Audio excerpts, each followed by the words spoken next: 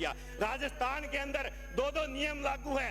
एक तो वो कि पूर्व में जिसने कनेक्शन किया उसके परिवार को 200 यूनिट बिजली निःशुल्क मिल रही है, और लेकिन जो उसके बाद भारतीय जनता पार्टी की सरकार आने के बाद अगर किसी ने बिजली का कनेक्शन लिया उस गरीब आदमी को 200 यूनिट बिजली नहीं मिल रही है। माननीय सभापति महोदय, मात्र 500 रुपए का जब बिल आता है उस गरीब के जेब में पैसे नहीं होते, उनका कनेक्शन काट दिया जाता है, उनके बच्चे अंधेरे में रहते हैं। मुख्यमंत्री जी गहलोत जी ने उनका दर्द समझा था, तब जाके 200 यूनिट बिजली निःशुल्क की थी। लेकिन भारतीय जनता पार्टी के लोग कहते हैं ये तो रेवड़ियां बांटे थे, गरीब का दुख दूर करना रेवड़ियां नहीं थी। आज जोगाराम जी कहते हैं कि हमारे सरकार के पास अधिकार है कि हम किसी भी जिले को, संभाग को खत्म कर सकते हैं। मैं उनको कहना चाहता हूं, संविधान के अनुसार जिसको जितने अधिकार दिए गए हैं उतने ही ज्यादा उनके कर्तव्य भी उनको दिए गए हैं। आप सिर्फ अधिकारों की बात करते हैं, आप कर्तव्यों की बात नहीं करते। कि आपके कर्तव्य ये भी है कि जन भावना के अनुरूप जनता की मांग को देखते हुए विपक्ष का रहता है कि जनता की भावना को सदन में रखे,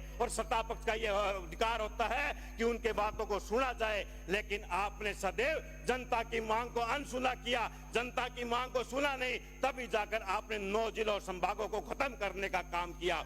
आज आप मुख्यमंत्री जी को भागीरथ कहते हैं। एक कहावत है कि गांव बसा नहीं, मंगते पहले आ गए। एक बूंद पानी तो आप लेकर नहीं आए। अगर पानी की बात करते हो, मेरे नौहर और भादरा की बात कीजिए तो मुख्यमंत्री अशोक गहलोत नौहर फीडर ई लाइन की घोषणा की थी। 28 गांवों को सिंचित करने के लिए 100 करोड़ रुपए स्वीकृत किए थे। कहां चली गई वो योजना? चुनाव से पूर्व आपके ही नेता दिल्ली में जाके फोटो खिंचाते थे कि हमारी सरकार बनने के बाद हम पानी लेकर आएंगे। आज तो कई इंजनों की सरकार है, हरियाणा में आपकी सरकार है, दिल्ली में आपकी सरकार है, राजस्थान में आपकी सरकार है। फिर वो नौहर और भादरा को हमारे हिस्से का पानी क्यों नहीं मिला? क्यों नहीं वो नौहर फीडर की रीलाइनिंग का काम हो रहा? क्यों नहीं वो 28 गांवों को सिंचित किया जा रहा? आपके कार्यकाल में जो सुई ब्रांच को दूरी निर्माण को बंद कर दिया गया था, उस सुई ब्रांच का निर्माण कार्य पूर्ण क्यों नहीं हो रहा? क्यों नहीं एटा सिंगरासर का निर्माण कार्य पूर्ण हो रहा? आपने बजट में पढ़ाया कि हमने हनुमानगढ़ और गंगानगर जिले के लिए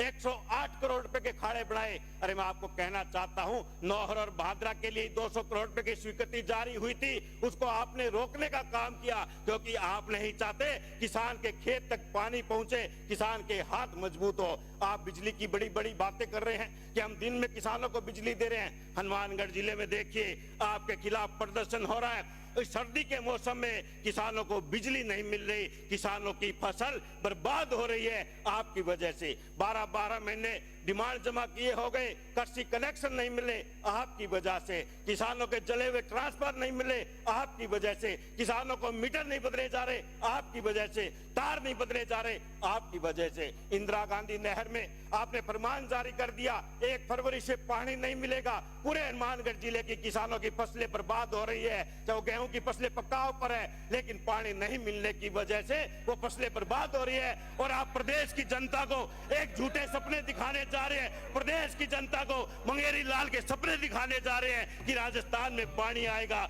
अरे जहाँ व्यवस्था मौजूद है वहां तो आप पानी पहुंचा के दिखाइए। आप भ्रष्टाचार के आरोप प्रत्यारोप की बात करते हैं। एक भी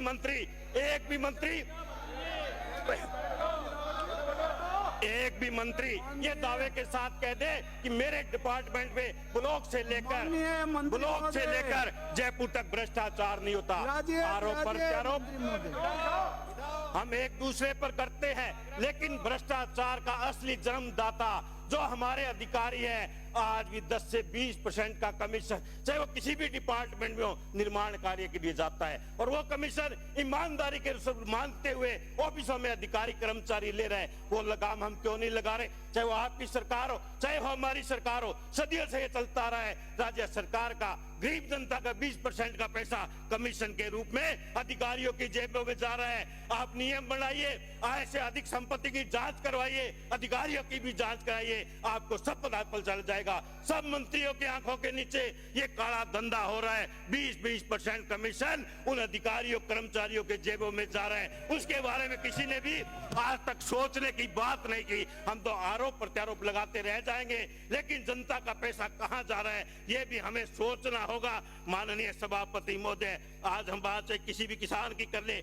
किसानों को यूरिया नहीं मिली, यूरिया के लिए लाइनों में लगना पड़ा। बात हम बहुत बड़ी बड़ी कर लेंगे, हमने ये कर दिया वो कर दिया, आप गरीब के धरातल पर जाकर देखिए, गांव में जाकर देखिए, किसान की हालात देखिए, मजदूर की हालात देखिए। भारतीय जनता पार्टी को ये सब सिर्फ चुनाव में याद आते हैं, गरीब, किसान, मजदूर, महिला, दलित, मध्यम वर्गीय, लेकिन सत्ता हथियाने के बाद उन सब नामों को भूल जाते हैं और दो ही शब्द याद रहते हैं, हम दो, हमारे दो। और उन्हीं के लिए ये देश में बैठी तानाशाह सरकार जो काम कर रही है। देश की तानाशाह सरकार चुनी हुई सरकारों को गिराने का काम किया, तो हमारे प्रदेश में बैठी सरकार जो हमारे चुने हुए जनप्रतिनिधि थे, चाहे वो चेयरमैन हो चाहे वो प्रधान हो, उनको गिराने का, उनको निलंबित करने का काम किया और आज तक उन पे कोई दोष साबित नहीं हो पाया है। और जिन्होंने अपने चहेते को पालिका अध्यक्ष बनाया, वो दावे के साथ कह सकता हूं, जाबर जी खड़ा बैठे हैं, आप एक कुछ कमेटी बनाकर उनकी जांच करा लीजिए, आप तो नौहर में ही जांच करा लीजिए